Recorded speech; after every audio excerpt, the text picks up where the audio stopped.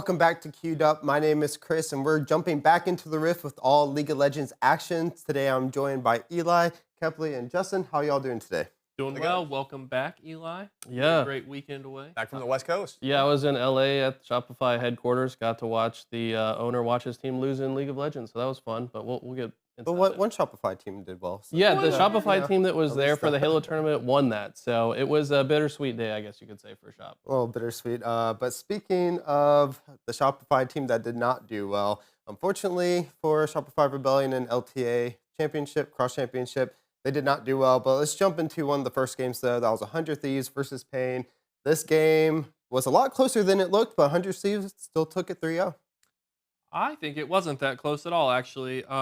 I think that, yes, Pain showed signs of life, but we saw the big weakness and disparity between, the typical scene of LTA North versus LTA South, where once it got into those macro decisions, 100 Thieves really were able to keep their composure. You see that across the game series, right, going all the way game 1 through 3. Yes, there are moments where they have signs of life in the early game, but they just don't know how to translate that well to the mid and late game, and that's where 100 Thieves could really take over.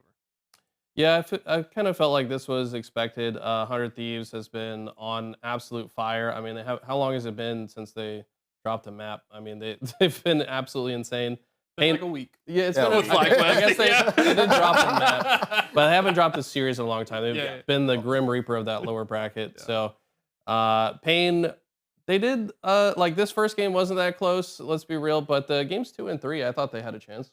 Yeah, I thought this was an interesting series because, we have some LTA South supporters on the desk here who were coming up with reasons, but then you're watching the broadcast, you're listening to the other LTA South teams, and they didn't have a lot of faith in Pain. It seemed like Pain started out this year really good and then was kind of in a really struggling series, and they didn't really stand a chance here. I mean, I thought 100 Thieves was better top to bottom. I think there are teams in the South who can compete with them. Hopefully we get a more competitive match this weekend for that little cross-conference work.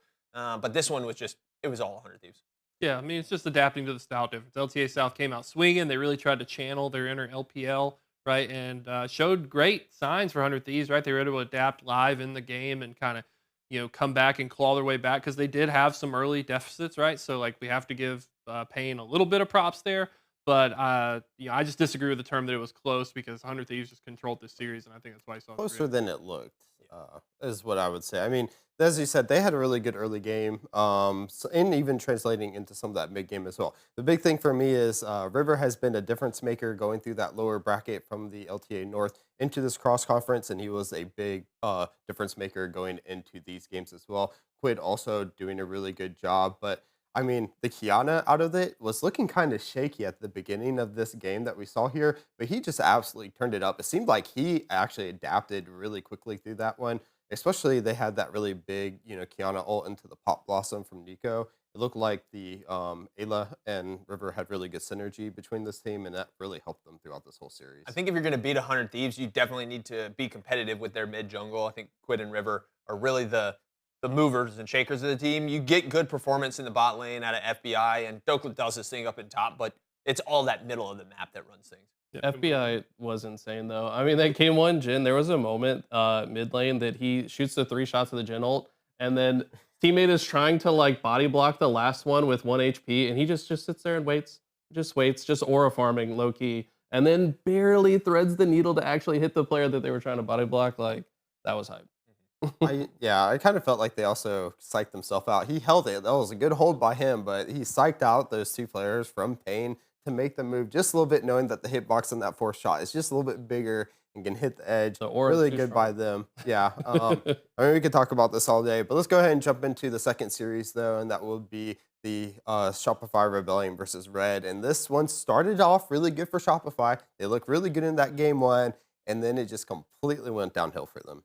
Yeah, I don't really know what happened to Shopify in this series. I mean, a big disappointment for me, obviously, right? I expected all these series to be 3-0s, and I think you really started to see kind of the inconsistency of Palafaker, right? In the mid lane, he didn't quite have the impact across the series. Obviously, he had some moments where he shined. Contracts never stepped up, and Fudge, who was really instrumental in carrying that game 1, Fudge just kind of disappeared from the series. This game 2 right here, I think, is a true antithesis of what I was saying for 100 Thieves with their mid jungle being so good. You look at this, Contracts and Palafox 0-12. With your Jarvan and your Rise performing like that, how are you going to be able to stay in the game? Palafox was just often first blood this series. I want to say the first 3 games he was first blood. He even just like walked up, like after his teammate dies, he just walks up and gets charmed by Ari point blank. Like I don't know, there was a lot of like airheaded deaths I felt like from Palafox that just kind of set them back, and it made it so hard for them to come back. I don't know. Even when his team was making good plays, I distinctly remember in that first game with the Yon, we make a counterplay on the top side where Palafox started off by baiting. He gets down to 1 HP. Instead of just backing and like, teleporting to his lane, he walks up and then just like, why are you going in on a full health Alistar or Rel, whichever support it was in that case? It's just it's just a little bit out of his mind. I completely agree with you. And this series is the exact opposite of the previous one to me, where like Chris, I think the word that you said was like, oh, it was closer than it looks. Well, this one I think was far more dominant than it looks. Like Red Canucks was so far and above, way better than Shopify. The fact that Shopify even got 2 games, I consider them very lucky in that case. I mean, game 1 carried by Fudge. I think it was game 4 that they ended up crawling back and getting. But Red Canucks, I mean, they really made a statement here against the LTA North. And Shopify, who, looking at the recent results, is our number 3 team, has performed better in Cloud9. Like, this is a huge growing moment for the LTL South, and I think it really starts to set a narrative for Keed versus FlyQuest and how that might be closer than I even thought it would be.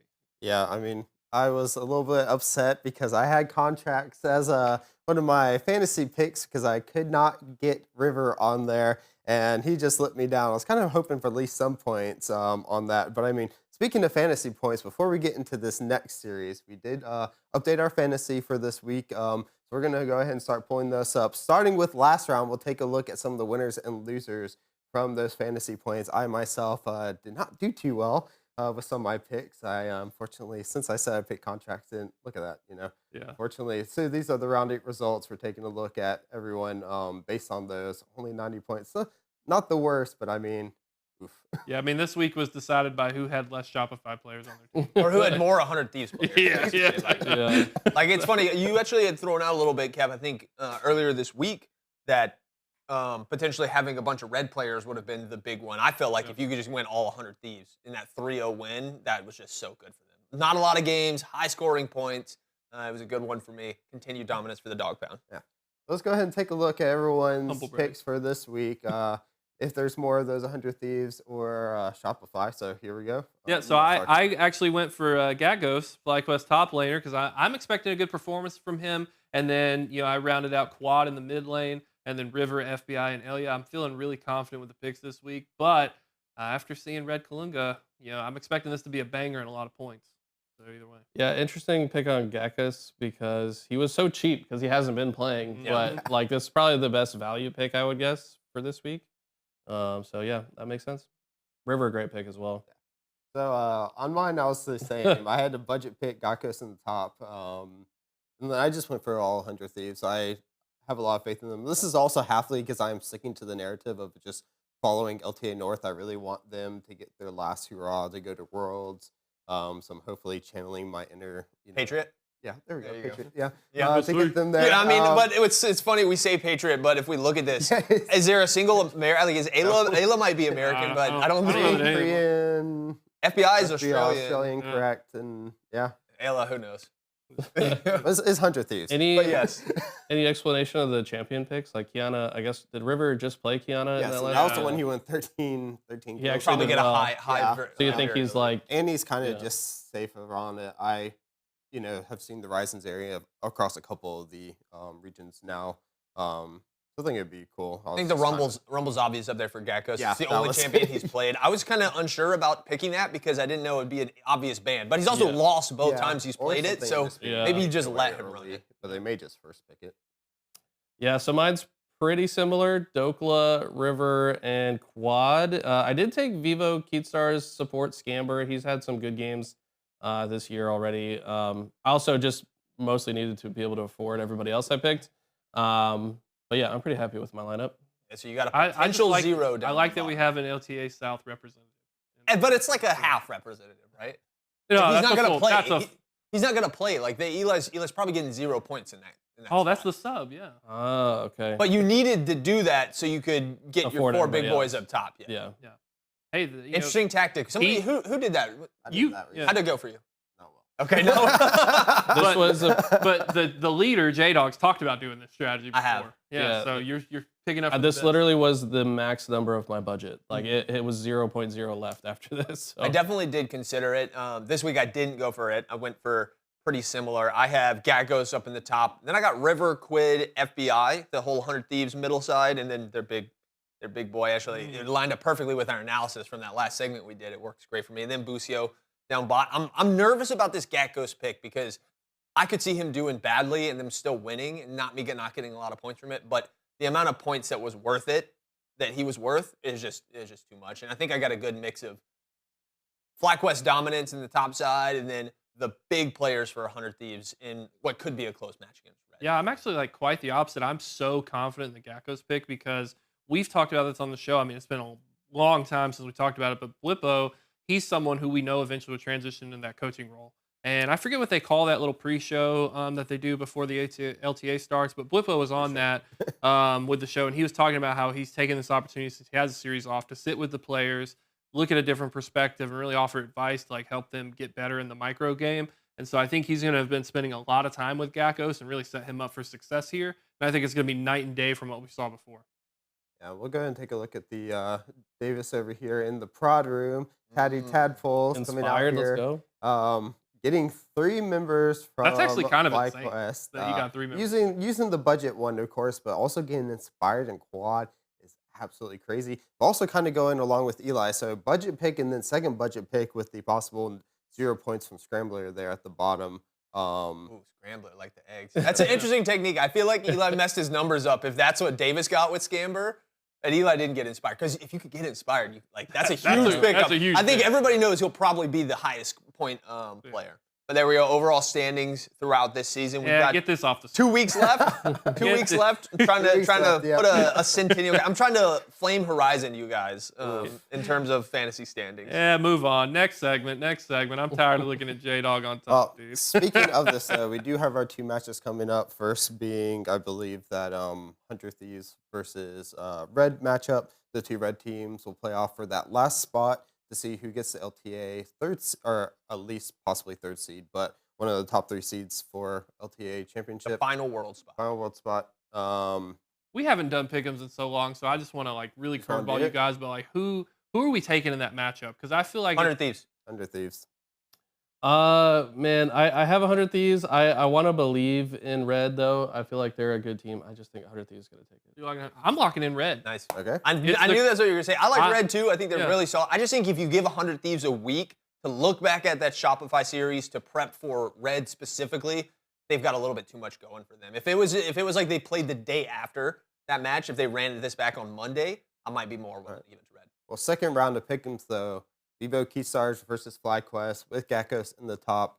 Who are we going with? Oh, that's FlyQuest 3-0. It's not even top. Still Fly, but I'm going to give him 3-1 because I don't think Gakkos is going to be as good. I don't think he's going to have improved from the regular season. It's going to be a weak point, but Inspired is still to go. Yeah, I got to take FlyQuest as well. You got a map on him? How you feel? I don't know. I think it's, I think 3-1. If you get this right, you don't have to do the caster minion punishment. No, 3-1. Okay. 3-1. I'm also going 3-1, mostly because we've seen them kind of drop maps sometimes, just kind of when they're testing stuff out. They're going to be using Gakkos. We saw they lost with the Gakkos when they played against Shopify, if I remember correctly, as well. They also have almost nothing on the line. Right. Like, they could lose this and still win the next match to get 1st seed. Like, I will say it's kind of interesting if you look at the lower side. 100 Thieves has the chance to knock out all 3 LTA South teams if they run the gauntlet. the Reaper. Yeah. The memes. If there's not one of those memes of the Reaper going There will through, be one. We will make it. Yeah. Well, that's going to wrap it up for LTA. Let's go ahead and move over to LEC. LEC has been going, and they have a majority of their teams qualified here. I believe they're just missing one, which we'll have in actually 2 weeks' time. Eli will talk about that a little bit later. But looking at some of the matches, though, we did have Koi versus G2. G2 coming out on top, and then dropping down in to that bottom bracket there. We ended up having Fnatic taking the win over Giant X, and that one was not even close at all. Man, that has to be the most heartbreaking loss that I've seen, aside from my own personal League of Legends matches. Giant X having the lead for 42 minutes. They were literally in the lead by so much and just throw it all away in the last moments. And they just never recovered. The rest of the series, I felt like it's just too much of a mental hurdle to get over after that first game. Yeah, I mean, I I completely agree. Fnatic is a team who have been dominant, so I kind of expected this result, right? Maybe not necessarily 3-0. That would be something I'd probably gamble like a 3-1 on. But I agree with you. That's when you completely lose all mental, right? And you go, and it's going to be so hard as players to recover going into those future games when you drop that big lead. The Fnatic are just the team that, with that momentum carried forward, they're not going to drop that. Those first 40 minutes, though, Giant X looked really good. Yeah. Like, they were making so many good plays. They were honestly outplaying Fnatic every step of the way. I mean, look at this. Not a single bit of blue on there. Yeah, like they never even had a gold lead. It was so one-sided until it wasn't. I mean, they kind of took an all-in gambit to like try to sneak in and kill the Nexus, and then when I think it was Lot that died first, he gets picked His only early. death. Yeah, his only death is him getting picked early to lose the game. That's just tough, man. Povey has been such a breath of fresh air into this team. Not that there was like, you can really say Humanoid was a bad player ever. But I think just bringing in Povey, what he's been able to just maybe, trying to change the dynamics a little bit, have really helped this team. They started off their split three, super strong, getting all the wins, only dropping that one loss to G2, and then coming into this, of course, they have to play Koi, who's another great team, end up losing 3-2, but taking Koi with that really young mid laner. We're seeing them on the rise. The question now, though, is can they beat, KC in the second round in the lower bracket to potentially make it to Worlds or not? We'll have to see. They did look very good. Carmine Corp did end up dropping one game to Vitality, so they're kind of been a little bit rocky since the upper bracket. Yeah, I've been kind of surprised to not see KC like really take off. I don't know. I've been a KC stand ever since I watched them play at first stand. Like that team is insane. I would like to see them beat Fnatic, but one thing I've learned about the LEC, you just can't predict how these teams are going to face off. I think they'll be able to handle Fnatic. I think what Fnatic has over Giant X is just like uber confidence in their late game. When you have Upset down there, it's like that he's going to be able to pump out damage in a late team fight once he's got gold. But I don't know if they have that same advantage against K-Corp. I think Canna is a complete force in the top lane. Kalis really solid in the bot, can definitely go toe-to-toe with Upset. So I'm much more favorable of K-Corp this time. Yeah, I agree. I would favor K Corp, and it's a heartbreaking series either way, right? Because you as the LEC, you want to see K Corp, who's been so good all year. You want to see them represent your worlds, but also Fnatic is like one of your your dynasties, right? Like they've been around for so long. It'd be nice to see them go to Worlds. So the fact that only one of them can make it is just really heartbreaking. Yeah, we'll have to see. But unfortunately for those, we are going to have a little bit of a break in between that. So talk a little about that later. On the opposite end, though, talking about some pandemonium going on in some leagues here. LCK, sorry, has just been the absolute, Chaos. Chaos. Yeah, that's the best way to put it. We talk about chaos all year. This one is the biggest one. We're going to start off with the biggest match, though. KT defeating Gen.G in 5 games. BDD coming out like an absolute monster. And I don't think anyone saw this. No, definitely not. I think everyone was saying this is like a 3-0, right? Gen.G versus KT, going to be super dominant. But I mean, it was just such a banger series, like, all the way in the end. And BDD's story, right? You just get to see BDD's story of, I'm finally making it to Worlds after all this time and I get this win. So it's just a beautiful story to play out, and I hope that they can continue that momentum. I don't think they've quite secured the world spot there for the LCK, but they have, so they're in. were the first team And in. HLE's in, yeah. Yeah, Yes, HLE. correct. Oh, sorry. For them to be Gen.G was the GG first team in, when you they know? made it. HLE was, or KT was the first team in post them to make it after that win off of Gen.G. I'm excited to see them, but now, like, when you look at that storyline play out, BDD's in Worlds, right? But can he lock down the seeding, right? Because that's going to be the big thing, is can he place well at the end? Because now in the lower bracket, we've got the two titans, right? We got SKT versus Gen.G after some of the matchups today. There's just crazy storylines and really unexpected from there. They will be top 3 at least. Speaking of that, though, as he was alluding to, T1 did drop off of their loss to HLE, and probably, I think, since Split 3, their like most devastating loss, because it was just they have beaten HLE in every single regular game of Split 3 leading up to this. Sorry, rounds 4 through 5, if you want to get technical. And then they completely come in, get out drafted, get outplayed. I think Gumi Yushi was like the only player to go positive or even put a little bit of an impact on the series. I mean, right now, HLE look really good.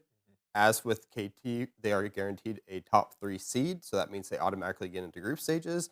And that's probably what they were hoping for when they went into the series. That loss to Hanwha, I definitely think hurt T1. If we look at this whole year, that matchup was kind of like the T1 insurance. You struggle against Gen G, but the fact that you were reliably beating Hanwha meant that you were consistently considered that second place team, which is a fair place to be when you're behind Gen G. I think what is crazy about this, though, is what it sets up. The potential T1 versus Gen G matchup down in the lower bracket. Like, how did we end up here? This is a World Finals quality matchup, and we're going to get in the lower bracket. It's just so bizarre. Two Titans just struggling against teams they've historically dominated.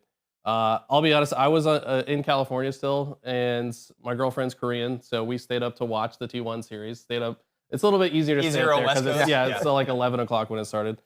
And then we had to turn it off early because it was so bad to watch. Like, they were just getting decimated. Peanut was insane on that Poppy, and I think it was game 1. But yeah, T1 just felt like disorganized. They didn't seem like in sync like they normally do. So the question is, like, will they be able to shore that up before they face Gen G? And the same for Gen G. Will they be able to fix some of their mistakes as well? It's going to be kind of like which team worked harder going into this next match, in my opinion. I mean, after today's match, so of course this happened very early, and me being the person I am, was, woke up, started on game number 3, I believe, to watch through it.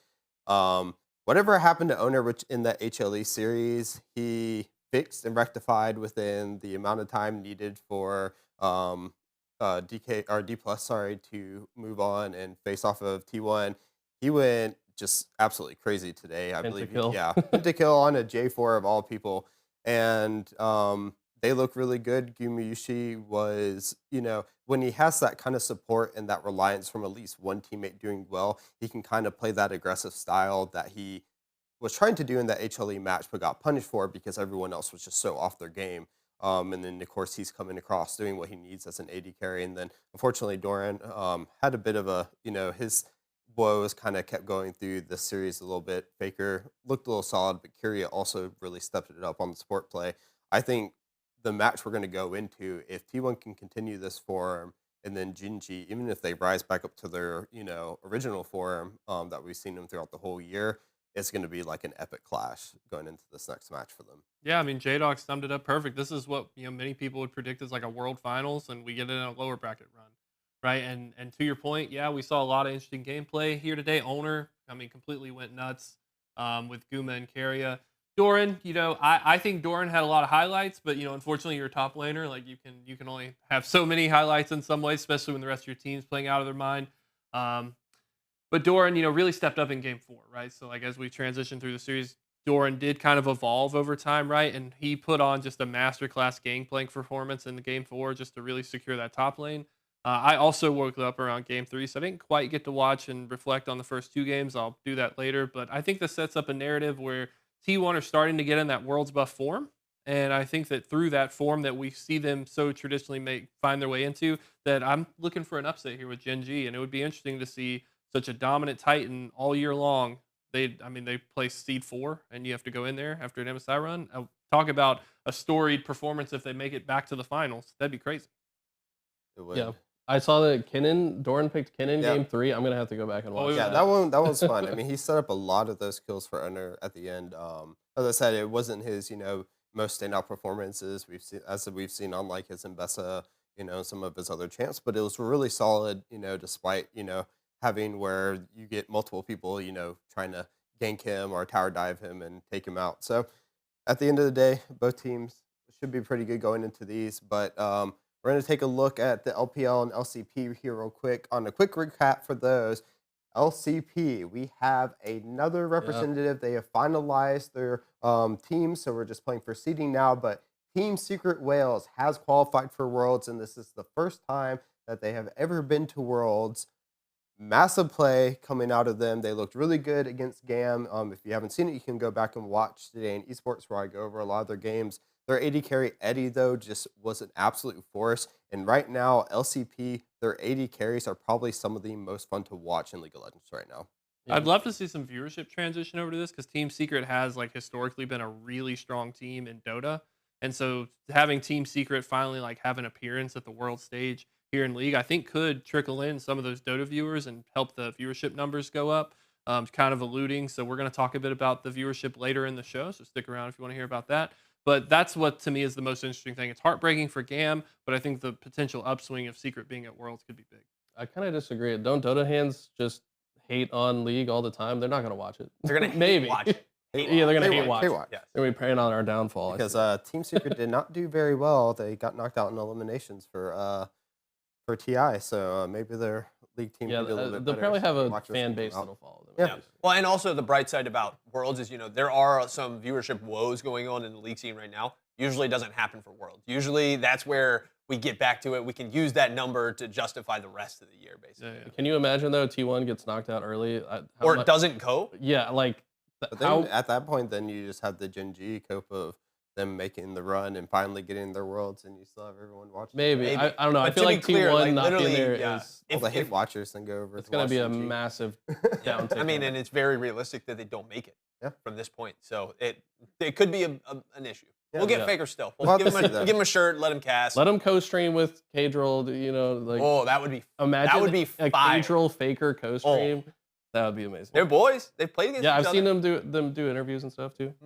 Speaking of the other region, LPL, our plethora of a region that just decides to play 500 million games, has finally narrowed down, and One they have for their each first. citizen. Yes.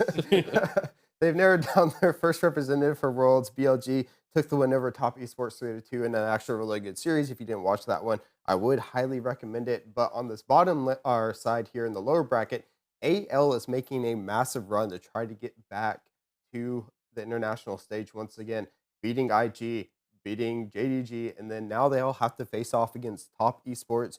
The winner of that match will also go to represent the LPL. And one of the top two seeds, they'll have to play off versus BLG there. But Top Esports #1 seed in the split 3 for the LPL, going against a now on the rise Anyone Legends. We know how well they have done at the international tournaments. The question is, can they solidify their spot going into Worlds now with the win over Top Esports? I'm loving this AL run. I mean, if you look at the teams that they're beating, the players that Shanks is getting wins off of, Doenby, Rookie, like Scout, like we're just collecting the goats. He was continuing what he did at MSI. I like AL making the run all the way back. This team is different. They've got the best coach in the game. He's got them whipped into form. It was just a blip that they fell in the top 7. Completely agree. They should have never been in the lower bracket, and I think you see that over like how bad they dominated JDG, who beat Weibo. Right? They had an off day. It was nice that Weibo got that upset in, created a great storyline for them. But Weibo's already gone, and I always want to call them absolute legends because like that's how They they are. play. But they should rename to that. But I think that it's an easy thing for them to get back to BLG, and that'll be a banger series to determine the seed. One thing that's been apparent to me is when it matters, BLG and anyone's legend rise to the top. Like, yeah, we saw them losing games after MSI and like they are stumbling here and there, but then it's like when the stakes are the highest, those two teams typically come out ahead in that region. So Yep, and both of them right now are finding success through their junglers. Of course, Shanks has been massive for them, but Tarzan really on the rise once again. He had a little bit of those up and downs during split 3, but he's been absolutely running it lately. I do think Tarzan has been outperforming Shanks. It's just, though, I brought that up specifically because of the comparison. The opponents that Shanks was facing have such storyline, such history, such prestige. and he's only like 19 or Yeah, something. Right? and he's come from. I mean, we Oh, spent no, Shanks is a little bit older, but Oh, a little bit older, but I mean, we talked about this when they were making their MSI run about how the rise from failure and how he's stuck with anyone's legends this whole time. So the storyline for Shanks is paramount for me, but Tarzan, I think, absolutely deserves most of the credit. And if they can get there, the big thing about BLG, I think a lot of their success, which hasn't been talked about, is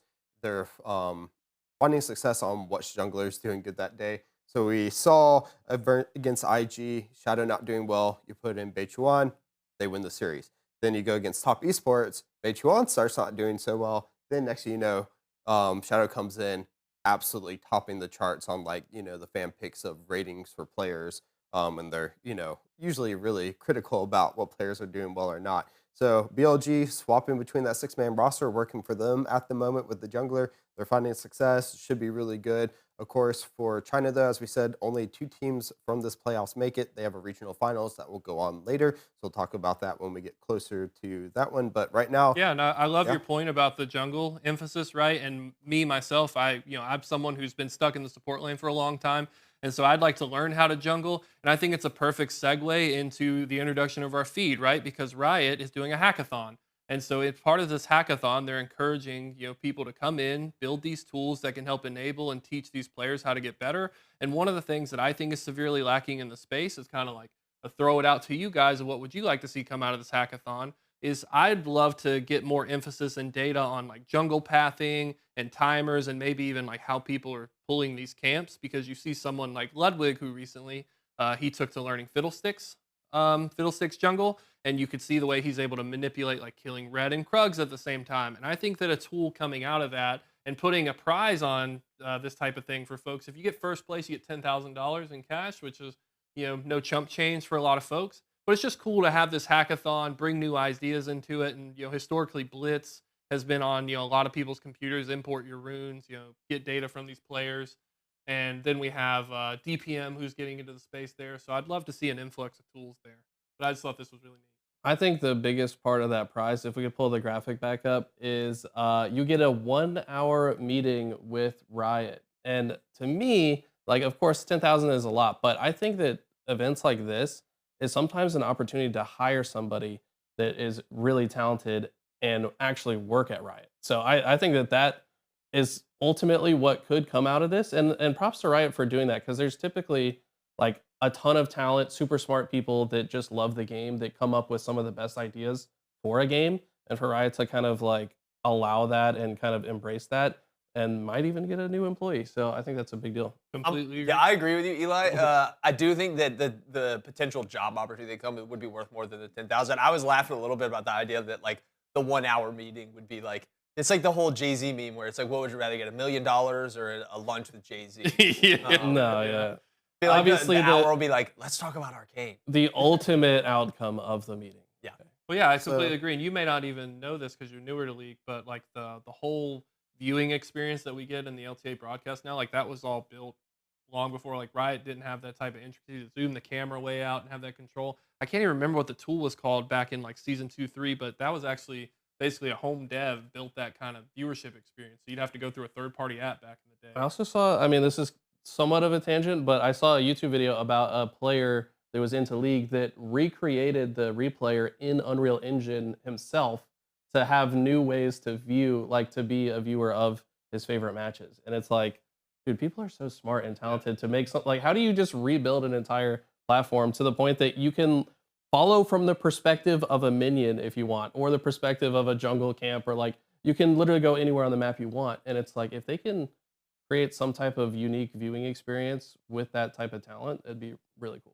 Yeah, so what this really reminds me of is we talked about this a little while ago, but the changes that they're making to implementing more accessibility for players. If you go back, you can find jungle routes and everything on Blitz, whatever, Overwolf, whatever you can find it. They'll show you like pathing. Obviously, it doesn't jump up on your map, but you can pull that up on the side on one of their tools, and it can show you the best possible path and clear times for a lot of those champions. What this just goes to show is that they're trying to utilize now those people who make, these API or use their API to make things like this so that they can implement them into their own system, which I think is smart at this point. Like if all these other, tools are, giving players what they need to make it more accessible and you're starting to make the game more accessible, just start hiring people or find people that you can hire to just put that in your system yourself so that's a part of the game. You don't have to, download some maybe shady tools or something that just bricks your computer. The community can definitely come up with some awesome resources and stuff. My feed, which is our next topic, is also kind of a community suggestion, or it's adjacent to it. Fearless, big adjustment to the League format that's come. But my thing is, I'm kind of missing the traditional pick ban tournaments that we had before Fearless came around. There was some bad things about it. You got to see the same champions. I rewatched the World Finals, and it was like Rumble versus... Actually, can't remember who. Rumble versus some top laner, and it just switched matchups both times. But there are some benefits that come from it. You get to see what teams think is objectively the best character. You get to see some fun characters maybe more than once each series. You also potentially get to see more variance because characters are allowed to be picked throughout a 5-game series, not just in one single game. So I would really like to see us go back to it. I don't want it to completely replace Fearless and we just revert things. What I'd like is a tournament in the middle of the year where we still get traditional pick ban, maybe something right before Worlds where we can revert back to this format and it's kind of for fun, but we still get to see what teams think is like the objective best comp in the game. Yeah, why not just do a blind pick tournament as well? I mean, like, True. I agree. I think that like more formats is better, just to have more variation, and it can show like if a team is successful in multiple types of drafts, then that's impressive to me. But I do personally, I prefer the fearless, but I agree with you. It would be cool to have like a one-off or random tournament that does it the old way. Yeah, I also prefer the fearless. I would almost like I would merge an old OGN rule set into fearless, where if you have a best of 5 series, game 5 is blind pick, so it's just whatever goes. That was like the meme was born. WTF two shins. Would you be cool doing normal pick, but like the fearless bans are gone? Because I don't know if we'll ever yeah, get to so blind it's pick just- because people don't like the mirror matchup in a. Well, I mean, at the end of the day, it doesn't matter what people like, right? So, like, I mean, it's the rules What that do it's the the rules players that are have to there, say? you know. So, like, fearless, I think, has been great overall from a viewership experience, especially for someone that knows League. But it is from like a casual perspective. Like, it was hard enough for me to see the same 10 champs. If I'm someone new to League and learn what those 10 champs do, now I'm seeing all this variance. But fearless just leads to so many more fun picks, especially with the velocity of tournaments that happen right in the matches. Like there's so many more than there used to be back in the day. So like Rumble support as an example in this most recent T1 game, like that's only enabled because of Fearless Draft.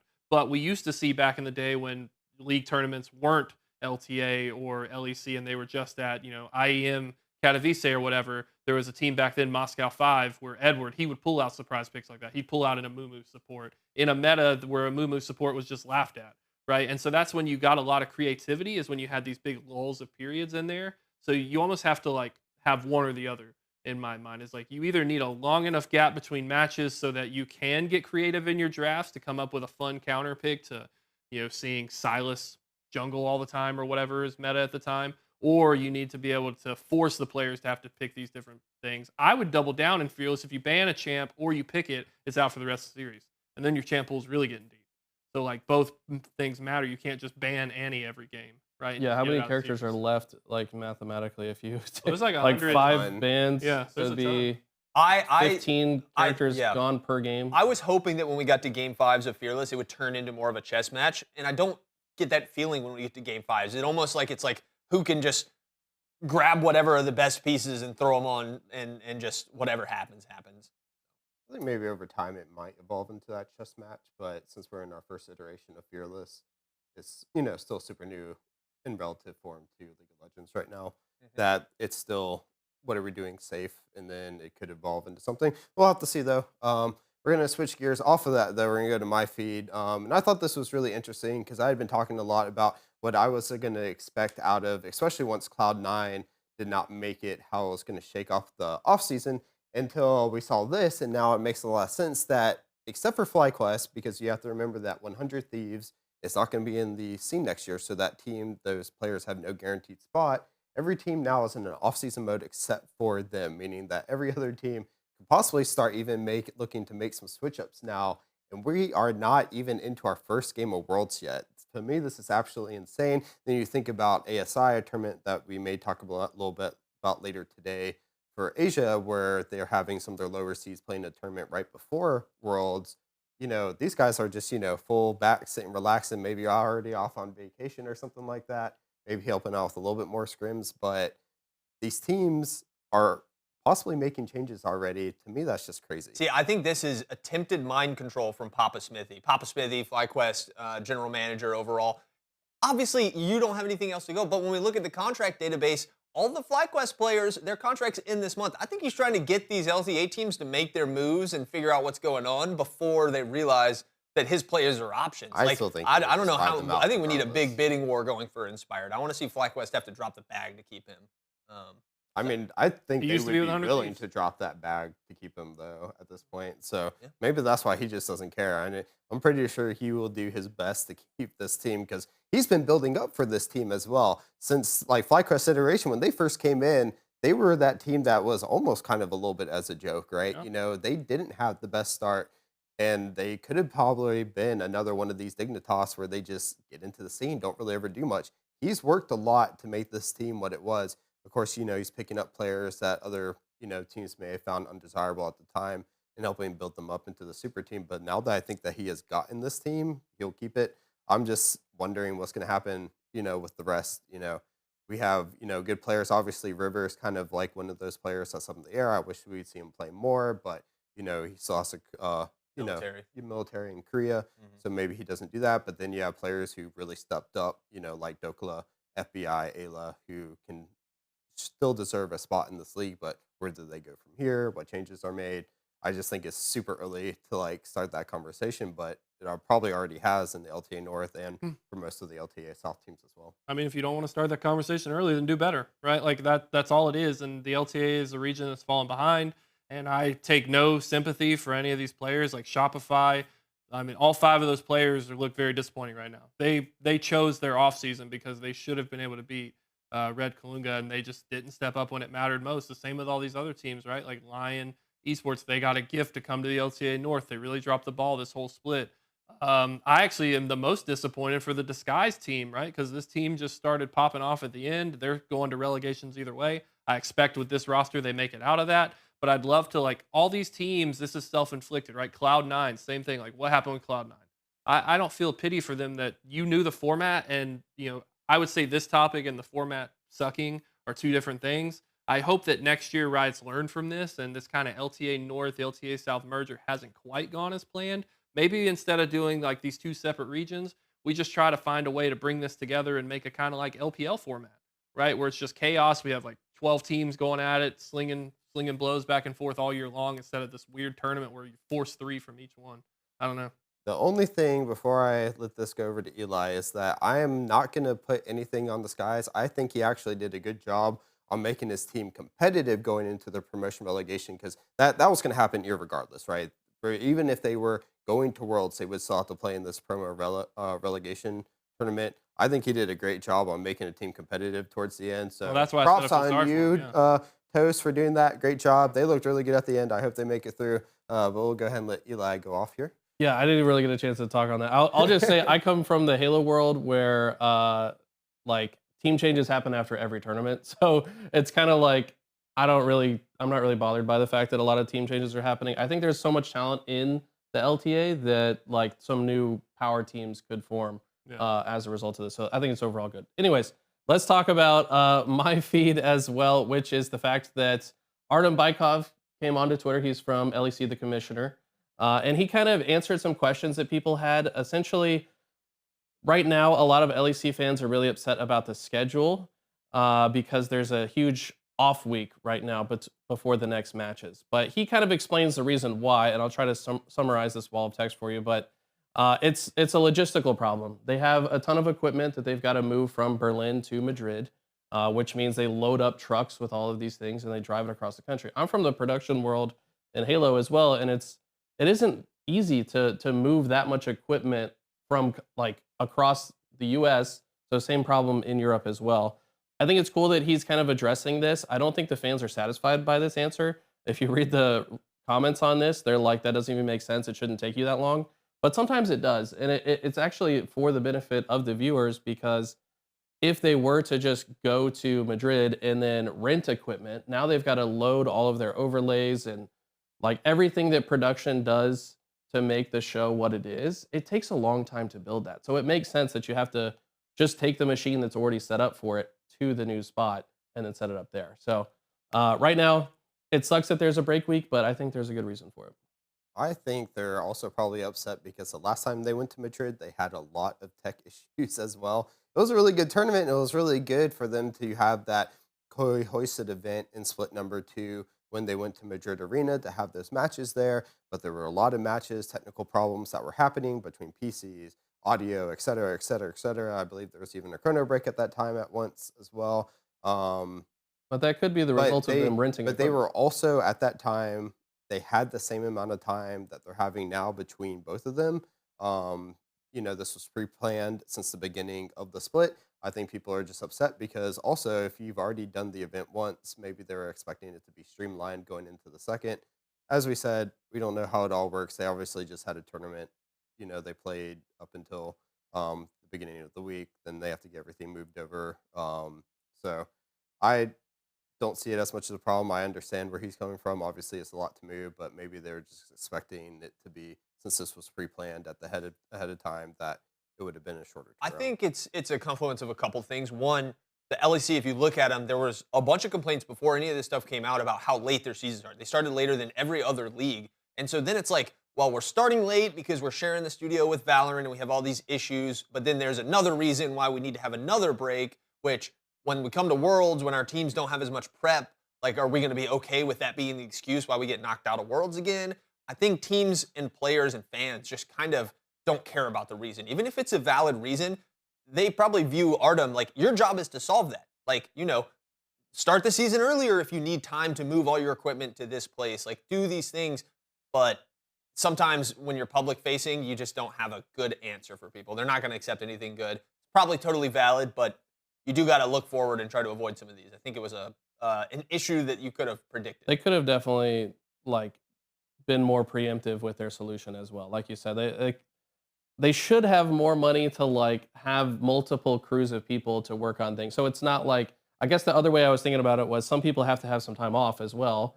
But if you just have a different crew that's the one transporting and setting it, and then a different crew sets it up at the other venue, then it's like you solve that problem. So there could have been some solutions, but at the end of the day, chill out, guys. The league's coming. Yeah, I just hate the format. I mean, it's silly to me that we have these professional gamers who can play one series a weekend, right? And then we have something like you go over to Halo, you go to Call of Duty, and these guys are grinding like 14 hours a day. So I think it's just a format thing. So yes, I understand you need to transport your equipment. I think more people would be okay with a 1 week wait if they get to go to this arena and they get to see 8 games, 10 games, whatever that number is, right? But you're going there for what, 1 game, 2 games? Yeah. And then you're gone. And if those are both 3-0s, then you're like, oh, well, take my money and go home, take my ball and go home. And it's just kind of a waste of all this effort. And even from, I would imagine, I don't know this to be true, but even from a Riot perspective of revenue, right? Like, you have to take a loss there if you rent a studio for a whole day and you get it for 2 hours. You didn't plan for that. That's the whole Madrid arena, so it's Yeah. going to be quite a hefty price tag going over onto that one.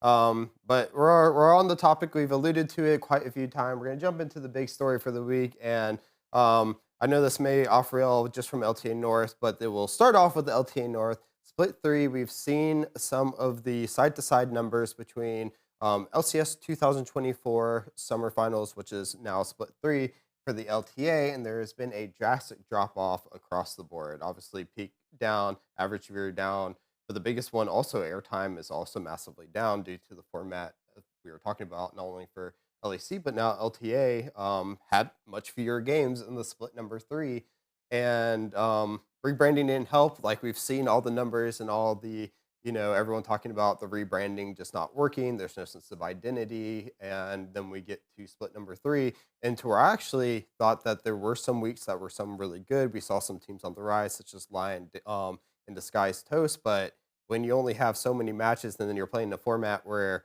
you have the or losing team picking what team that they want to play against next, and you never have that Cloud9 versus FlyQuest, because Cloud9 was doing well at the time versus FlyQuest. You don't really build up any hype, and then everything just starts falling flat that we're seeing here. And I personally think that this is a good representation of what we've been talking about all year with the LTA format.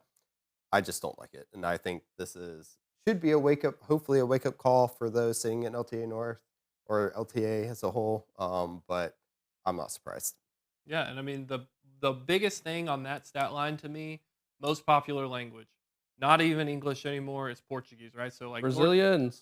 North America is checked out, right? Like, there's nothing here to pull hype for.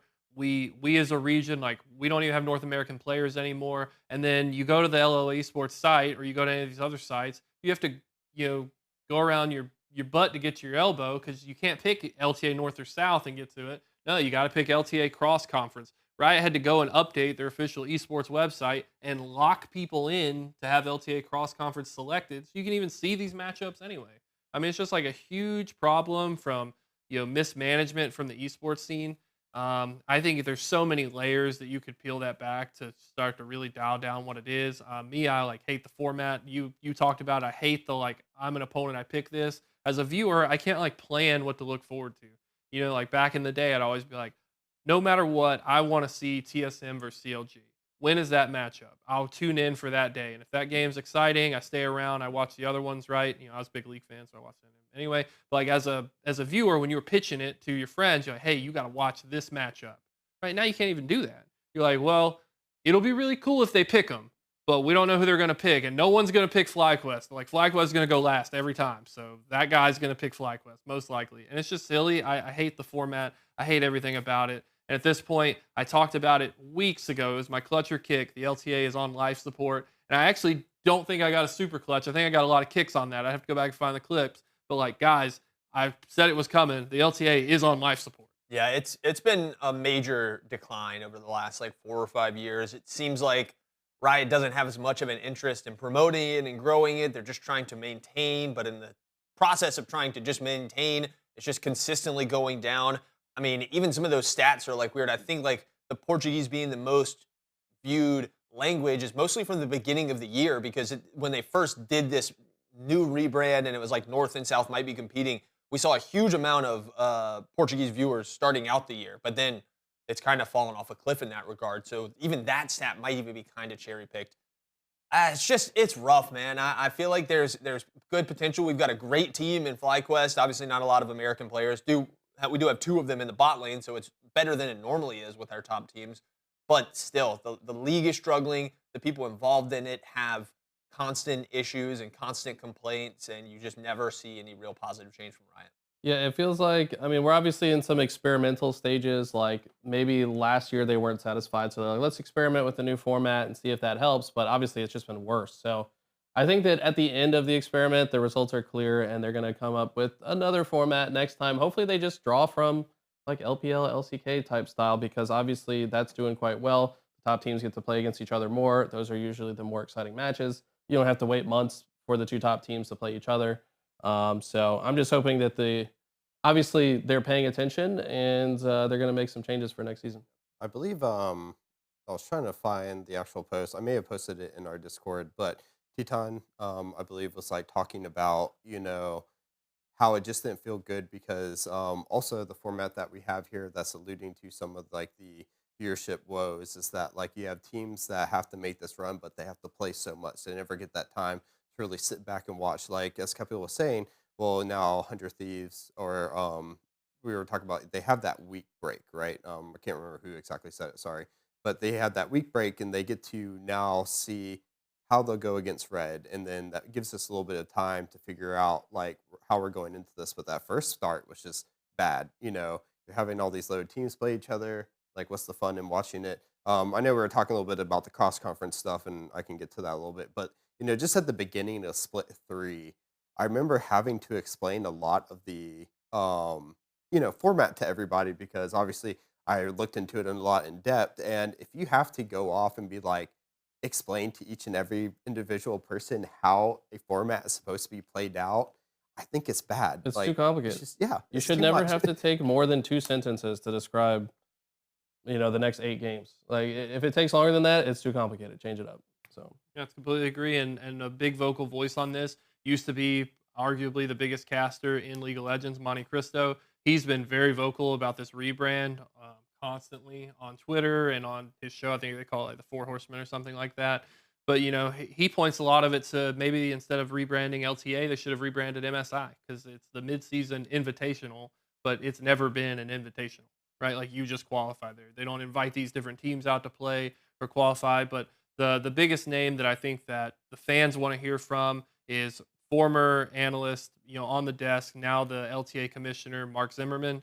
So the Mark Z on Twitter, he's been super silent with all this hate going on. I mean, I was looking like the last tweet that I think he did was really just a retweet of like the cool West or Texas video they did for. I'll give them that. They had a cool video. Yeah. But like he needs to really speak up, just like the LEC commissioner that you put. Like we need to hear from him. What changes are you looking at? How can you adapt the system to grow? My thing is, this is what I kind of expected from Mark Zimmerman coming into this position. I mean, he's a league analyst. He's not a league commissioner. I don't think. Not to speak on anybody's personal qualifications or something. I just didn't really see that he would have the sway with Riot. Probably actually does have the knowledge because of how directly involved with the league he's been over the years and the LCS specifically. But I don't think that Mark is going to be able to convince Riot to make the changes that we all know that it needs. I always kind of viewed him as kind of just a puppet role where it's like, this is someone that the community has an affinity for, they feel like will represent them. Put this person in this position. All he needs to do is keep him happy for a little bit. We'll keep making the same decisions we always do. And he was very active in the beginning of the year. Now things are getting real bad, getting towards the end of this cycle. He's getting a little quiet. It is a cause for alarm for me. I mean, I just think that we're getting towards one of the best parts of where we've seen North America outside of maybe back in the sneaky days when they got to semifinals. As First year to watch. yeah, J-Dog said, we finally have this team in North America that people can rally behind because we know that they can do well. We have some other teams that could possibly be on the rise from LTA. Possibly like we take a look at FC9, just had their act together a little bit more in competitive matches. Maybe if the schedule had allowed for better competition for them, that they wouldn't have just had those good scrim results. Maybe they could have translated that to some of the stage throughout the split 3, and instead of playing all these weak teams, they maybe play some of the stronger teams, figure out what they need before going into playoffs, and then make that run. We never know because it didn't happen, and we have this weird format. But I just think that it kind of sucks that we're having this decline in viewership when NA may be having its peak of one of its best teams. Also, when NA is, like we started this segment off by saying, that they're on life support. Like at this point in our region's life, this is when we need to be making right decisions. I don't think we can make another bad decision and have another bad year. Like this one was rough, and hopefully this is not the final blow that kills the league that we all love so much. So next year has to be better. I really wish for this conversation I ordered that our league is dead t-shirt from Flying West. I was really hoping Shipping's it not would have fast been. enough. No, it was close. I think it'll be like here tomorrow or something. Oh, that would have been perfect for this conversation. Yeah, I'd just like as a final note, I was just pulling up a stat real fast for myself. I would love to see the international import rules altered. I know that it would mess up a lot of teams and like some people would go home or whatever, but I was just looking, and from region dispersity, like 33% of the league is from South Korea. Right, so we're basically the LCK part 2. Now we are in second with 11 out of 43, but then third is Australia, and it just goes from there. We're just importing people from Europe or all around the world. I'd love to see these import rules revisited, so we can't just say like, oh, we don't have any North American talent, we don't want to grow them. Instead, like let's just go offer fat paychecks to the LCK or something like that. It's a step back to then step Right. forward. Yeah. But I think before that happens, what needs to happen first would be making the league attractive to, or making pro play in NA attractive to North American, residents, be it from Canada. I think what kept USA, suggesting though does that. Like Yeah. like what's not approachable and like what isn't inviting about the league scene for North American players is the fact that I don't just need to be better than other North American players. I need to be better than the best Korean players who aren't good enough to get into the LCK, the best European players. Like I have to technically you maybe need to compete against more people to be an LTA pro than in any other region. Maybe. Well, yeah, and a way that you rally, typically the way you rally Americans around like any international event is like you're here supporting Americans, right? Like for right or wrong. And Dream if team. you have a bunch of NA players that are making that run, like there's a reason a lot of people got so invested in Cloud9 making the world run, right? It's like one, Cloud9 was back then with Meteos, Sneaky, Lemon Nation, right balls. Oh, okay. like different scene on Worlds right now. I was Different like, scene I on was Worlds, talking about Jensen, right? Yeah. The Jensen Yeah, but run like, there. but that era when Cloud9 makes that big run high in the mid lane, right? Everyone's around him, like, bro, like this is a bunch of Americans, like They've got a flag. They drape flag. we're draped over about to shoulders. take on the world, and everyone can rally behind that. But now it's like, hey man, go check out this team. Oh, where are all these players from? Korea. I guess for me, I just think that if the league was fixed, maybe it'd make it more. Because the big one I pull from is that obviously Griffin is a United States resident. He was sent over with the help of LS over to Korea to start off in T1's Tier 3 team, and then he's coming back, which means that I don't think there's a lack of talent in NA that can compete with some of these imports that they have. I just don't think that it's an attractive league to play into because they start making decisions from a couple of years ago into what's leading into now. Just makes it an irresistable, because look, JoJo went over to LEC and it's not the best league, but I still think they had a better format than NA. So Well, yeah, but when you want to retire in league, you come to North America for the paycheck, right? And that's why we get so many Koreans, because we're offering fat paychecks. I just think and we you're have set for talent life. that can go over them and Busio, Masao are big components of that show that they can do better than some of those other players. Unfortunately, we have TSM to kind of blame for some of the issues that we're having with imports now and what they used to do with that. But I mean, obviously, this is one of those agree to disagree. Both of them are points that need to be made, I think, to help the league. I think you guys are actually agreeing on the same point. Yeah, There's just just something in the middle. different. We want the same thing. We just have different starting points to get there. Yeah, we'll get there. We'll get there. Hopefully. We have to get there. If not, it'll be kind If of not, bad. then all these teams are going to be looking for a new home, not just Under Thieves. All right.